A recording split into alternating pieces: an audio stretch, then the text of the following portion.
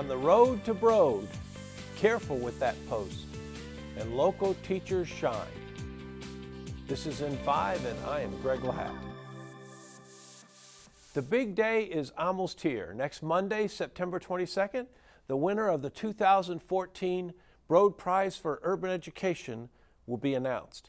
In a most impressive feat, GCPS was named a finalist in its first year of eligibility after winning the Broad Prize in 2010.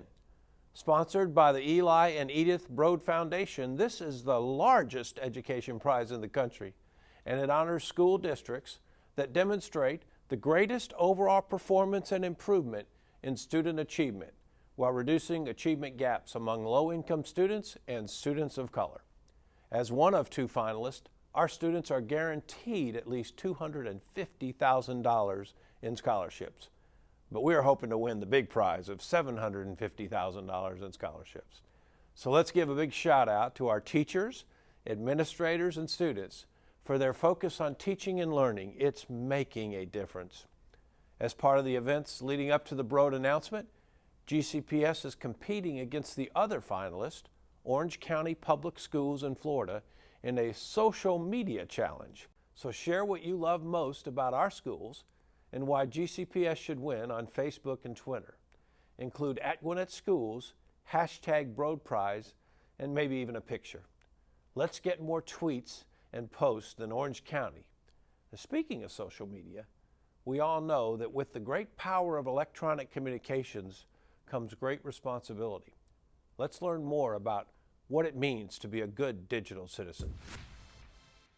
With the increasing presence of social media, a naive or impulsive student can quickly find themselves facing unintended consequences. Cyberbullying, loss of college admission or scholarships, and legal issues are just a few outcomes that can stem from inappropriate texts and images posted online. What kids tend to forget that anything they put out there on the internet is there forever. Once they've hit the send button, they may delete it on their end, but the message or picture could be received and sent exponentially. I had one student who made the choice to leave schools because it had had such a negative influence on just what they were doing at our high school. In an effort to caution students on social media dangers, many GCPS schools are having events like Safe Selfie Day, and special guest lecturers speak with students on how to best protect themselves.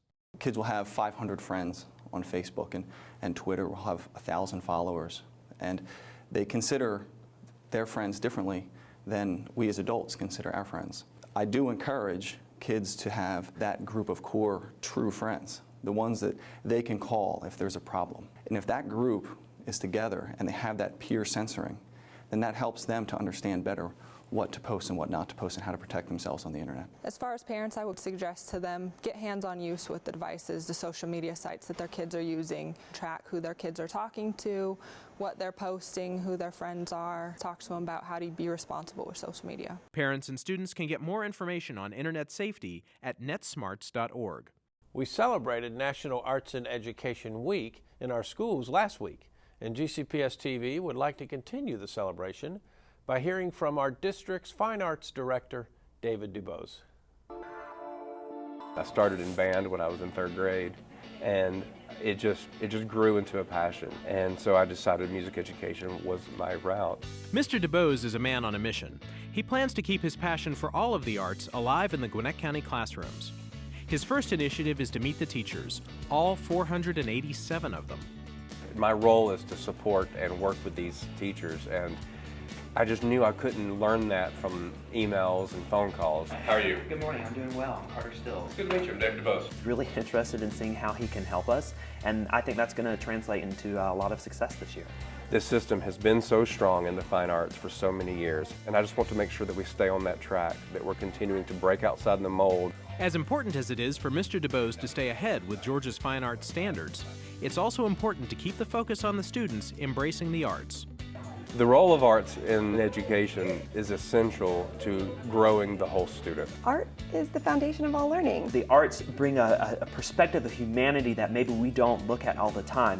You can't have a good engineer that doesn't have a good creative mind. So arts education is so important because we're giving them those skills that it's going to be that 21st century leader. A note for our marching band groupies, this coming Saturday, September 20th, GCPS will hold its annual exhibition of all the GCPS marching bands.